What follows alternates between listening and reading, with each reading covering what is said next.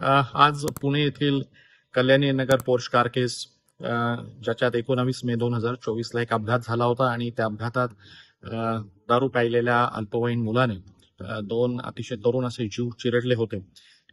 या खटल्यामध्ये जे JJB आहे म्हणजे ज्युएनाईल जस्टिस बोर्ड जे आहे त्या ज्युएनाईल जस्टिस बोर्डापुढे सरकार पक्षाने अशी मागणी केलेली होती की हा गुन्हा अतिशय गंभीर स्वरूपाचा असून ह्या गुन्ह्यातील जो जबाबदार व्यक्ती आहे म्हणजे ज्याला विधी संघर्षित बालक असं म्हणतात त्या विधी संघर्षित बालकाची खटला किंवा त्याची केस ही अडल्ट सिस्टीम पुढे म्हणजे प्रौढ न्यायालयीन यंत्रणेपुढे चालावी अशा पद्धतीची मागणी सरकार पक्षाच्या वतीनं गुन्हा घडला त्याच वेळेस म्हणजे 19 मे 20 मे आणि 21 मे रोजी करण्यात आलेली होती। त्याच्या संदर्भातल्या सरकार पक्षाच्या युक्तिवादावरती बचाव पक्षाने केलेल्या युक्तिवादावरती दोन्ही पक्षांचा विचार करून आज जे JJB आहे म्हणजे ज्युएनाईल जस्टिस बोर्ड जे आहे त्या ज्युएनाईल जस्टिस बोर्डाने आज निकाल दिलेला आहे आणि हा खटला किंवा ह्या मुलाची जी काही केस आहे ती अडल्ट सिस्टीमकडे म्हणजे प्रौढ न्याय यंत्रणेकडे चालवण्याच्या योग्यतेची नाही अशा पद्धतीचा निकाल देण्यात आलेला आहे।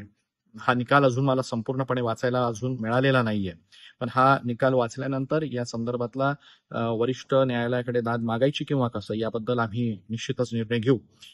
यासाठी ह्या गुन्ह्याचा तपास करणारी पोलीस यंत्रणा, वरिष्ठ पोलीस अधिकारी, लॉ अँड ज्युडिशरी जी आहे महाराष्ट्र गव्हर्नमेंटची, न्याय आणि कायदा आणि न्याय यांच्याशी देखील मी चर्चा करणार आहे, पण मला त्याच्या आधी हे निकालपत्र मिळणं अतिशय गरजेचं आहे। ते वाचल्यानंतरच मी या संदर्भातला जो काही योग्य तो निर्णय असेल तो घेईल।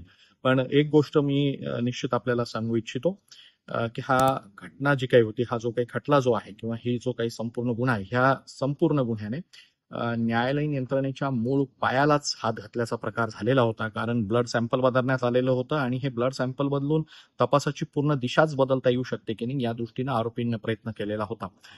याच्यात काही वाद नाही की हा जो JJBचा जो काही कायदा आहे किंवा ज्युएनाईल जस्टिस ऍक्ट जो काही आहे या ज्युएनाईल जस्टिस ऍक्ट मध्येच काही तरतुदी अशा आहेत की ज्याच्याने काही गुन्ह्यांना गंभीर किंवा हिनियस मानायला नकार दिलेला आहे।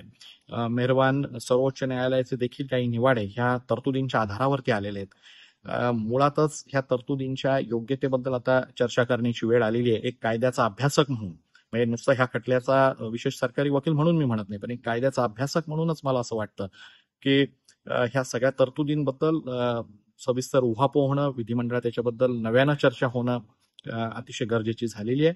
आणि ह्या मुळातल्या ह्या केस मी जसं मगाशी म्हणालो होतो की कायद्याच्या पायालाच हात घातला होता, याच्या संदर्भातली नव्याने चर्चा होणं गरजेची आहे असं मला वाटतं।